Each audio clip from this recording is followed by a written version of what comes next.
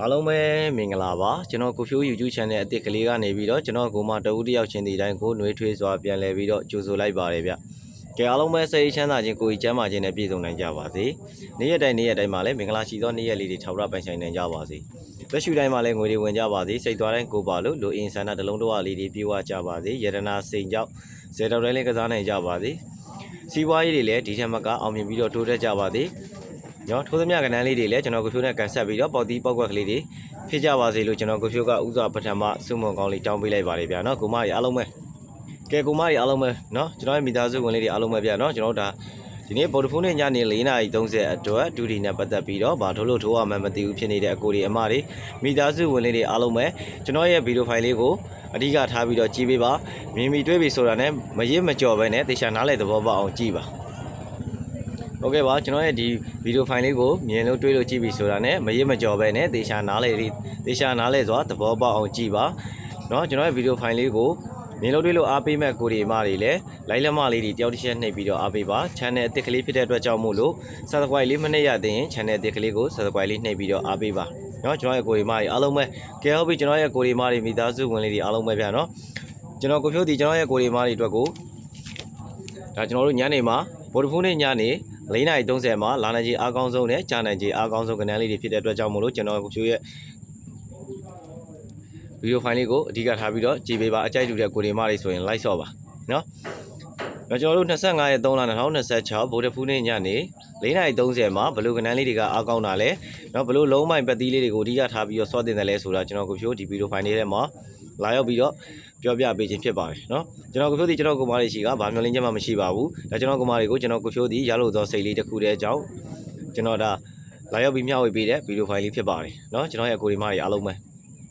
ဲကဲကျွန်တော်ရဲ့အကိုဒီမတွေဘက်ကနေပြီးတော့ကျွန်တော်ကိုဖြိုးကိုတော့တကယ်ခင်းနေတကယ်အားပေးတယ်ဆိုလို့ရှိရင်ကျွန်တော်ကိုဖြိုးရဲ့ channel တစ်ကလေးကို subscribe လေးမနှိပ်ရသေးရင် subscribe လေးနှိပ်မယ် like လက်မလေးတွေမနှိပ်ပေးရသေးရင် like လက်မလေးတွေတယောက်တစ်ချက်နဲ့နှိပ်ပြီးတော့ဝင်ရပေးမယ်အားပေးမယ်เนาะကျွန်တော်ကိုမကြီးအားလုံးပဲကဲဟုတ်ပြီကျွန်တော်ရဲ့ကိုဒီမတွေမိသားစုဝင်လေးတွေเนาะဒါကျွန်တော်ကိုဖြိုးဒီအကောက်တစ်ဖြစ်တဲ့အတွက်ကြောင့်မို့လို့အကောက်တစ်ကတော့ဒီအကောက်တစ်က live လွှင့်လို့မရတဲ့အတွက်ကြောင့်မို့လို့ဒါကျွန်တော်ကိုဖြိုးပုံမှန်ဗီဒီယိုဖိုင်လေးတွေပဲတင်ပေးတာပါเนาะကျွန်တော်ပုံမှန် live လွှင့်နေရတဲ့ကျွန်တော်ရဲ့ကိုဖြိုးဆိုတဲ့အကောက်အဟောင်းကတော့ဒါအပန်းကန်ထိထားတဲ့အတွက်ကြောင့်မို့လို့ဒါကျွန်တော် live လွှင့်ပေးလို့မရလို့ဒီအကောက်တစ်ကလေးကနေပြီးတော့ဒါပုံမှန်ဗီဒီယိုဖိုင်လေးတွေရိုက်ပြီးတော့နေတိုက်ကလေးတွေပုံမှန်တင်ပေးတာပါเนาะကဲဟုတ်ပြီကျွန်တော်ကိုမအားလုံးပဲကျွန်တော်တို့ဒါဆိုညနေဗိုလ်တဖူးနေ့ညနေ4:30အတွက်ကျွန်တော်တို့ကဏ္ဍလေးတွေဒီကိုဆက်ပြီးတော့သွားမယ်เนาะဗိုလ်တဖူးနေ့ညနေ4:30မှာအားကောင်းဆုံးကဏ္ဍလေးတွေဖြစ်ပါတယ်ကျွန်တော်ရဲ့ကိုဒီမိုက်အားလုံးပဲကဲဟုတ်ပြီကျွန်တော်ကဏ္ဍလေးတွေစပြီးခေါ်ပေးမယ်25/3/2026ဗိုလ်တဖူးနေ့ညနေ4:30အတွက်တော့တူရီနဲ့ပတ်သက်ပြီးဘာလို့ထိုးရမှမသိဖြစ်နေတဲ့ကိုဒီမတွေအဓိကလေးနားထောင်မယ်ကျွန်တော်ရဲ့ဗီဒီယိုဖိုင်လေးကို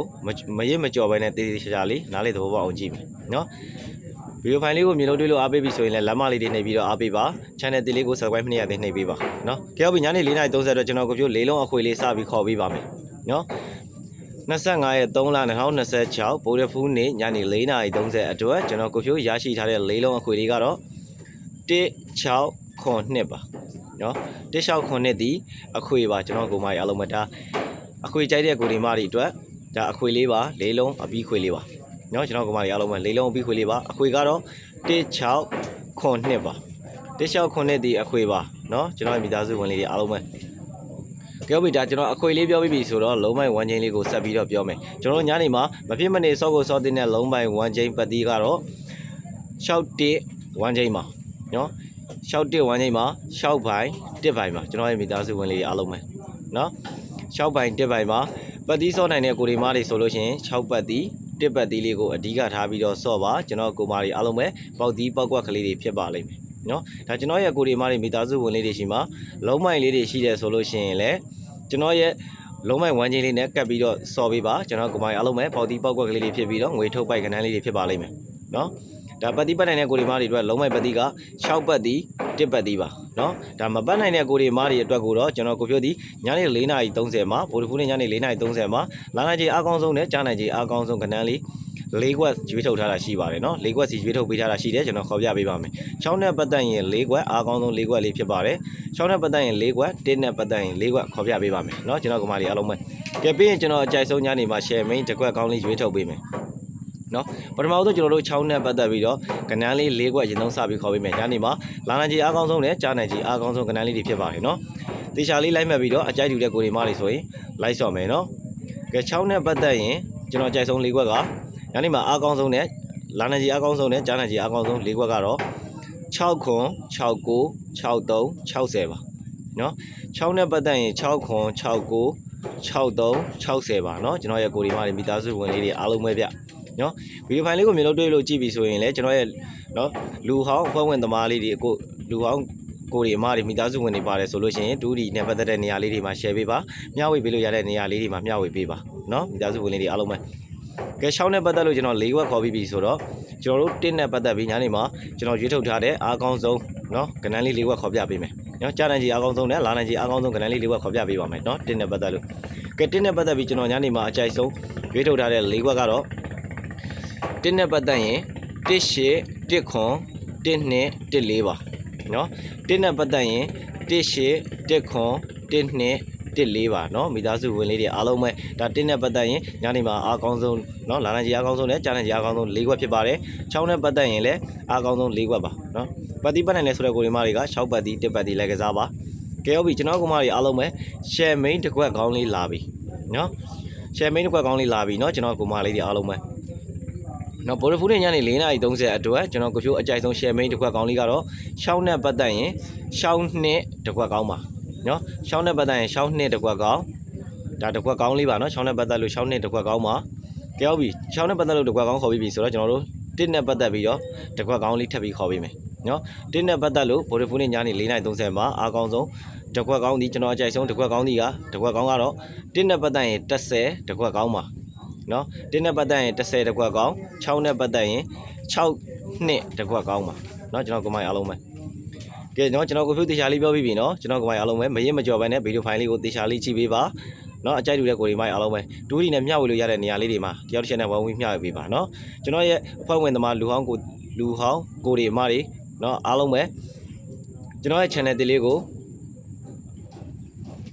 subscribe လေးမနေ့ရတဲ့နှိပ်ပေးထားနော်ကျွန်တော်ရဲ့ကိုဒီမိုင်းအားလုံးပဲလူသစ်ကိုဒီမိုင်းတွေလည်း channel လေးကို subscribe မနေ့ရတဲ့နှိပ်ပေးထားလူဟောင်းကိုဒီမိုင်းတွေကတော့နှိပ်ပြီးသားကိုဒီမိုင်းတွေဆိုလို့ရှိရင်ဒူးဒီနဲ့ပတ်သက်တဲ့နေရာလေးတွေမှာမျှဝေပေးပါ share ရတဲ့နေရာလေးတွေမှာ share ပေးပါကြည့်ဟုတ်ပြီကျွန်တော်ကဏ္ဍလေးတွေကိုစကားကနေဆုံးပြန်လိုက်ပြီးခေါ်ပြပေးမယ်ကျွန်တော်ရဲ့ဗီဒီယိုဖိုင်လေးရှင်းထားမယ်25ရက်3လ2026ဗိုလ်တော်ဖူးနဲ့ညနေ4:30အတွက်ကျွန်တော်ကဖြိုးရရှိထားတဲ့လေးလုံးအခွေသည်16ခွန်2ပါနော်16ခွန်2ဒီအခွေပါလေးလုံးအခွေပါဂလုံးမိုင်ဝမ်းချင်းက61ဝမ်းချင်းပါ6ပိုင်း1ပိုင်းပါနော်မိသားစုဝင်လေးတွေအားလုံးပဲ6ပိုင်း1ပိုင်းမှာ6ပတ်သည်1ပတ်သည်ပါနော်6နဲ့ပတ်သက်လို့ကျွန်တော်ရေးထုတ်ထားတဲ့၄ခွက်ကတော့6ခွန်6ကို63 60ပါနော်6နဲ့ပတ်သက်ရင်6ခွန်6ကို63 60ပါနော်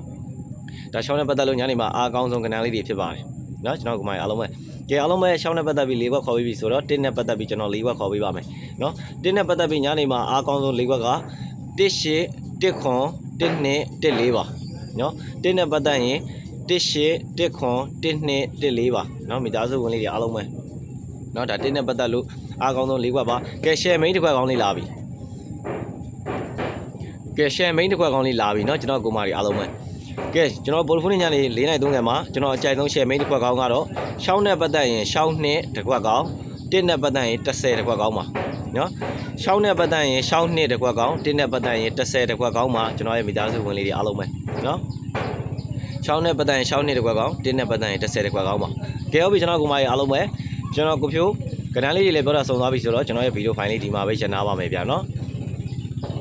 ်ကဲအားလုံးပဲစိတ်ချမ်းသာခြင်းကိုယ်ကြီးချမ်းသာခြင်းနဲ့ပြည့်စုံနိုင်ကြပါစေဗိုလ်တပူးနဲ့ညနေ4:30မှာကျွန်တော်ကိုဖြိုးနဲ့ကန်ဆက်ပြီးတော့ပေါက်တီးပေါက်ကွက်ကလေးတွေမိကြပါစေရကြပါစေလို့ကျွန်တော်ကိုဖြိုးကစွန့်မုံကောင်းလေးတောင်းပေးရင်းနဲ့ကျွန်တော်ရဲ့ဗီဒီယိုဖိုင်လေးဒီမှာပဲရှင်းထားလိုက်ပါလေဗျာနော်ကိုမကြီးအားလုံးပဲ channel အသစ်လေးကို channel အသစ်ကလေးကို subscribe မနှိပ်ရသေးတဲ့ကိုမကြီးနှိပ်ပေးထားပါဗီဒီယိုဖိုင်လေးတွေကိုမြင်လို့တွေ့လို့အားပေးမယ်ဆိုရင် like လက်မလေးတွေနှိပ်ပြီးတော့အားပေးပါနော်ကျွန်တော်ကိုမကြီးအားလုံးပဲ good luck ပါ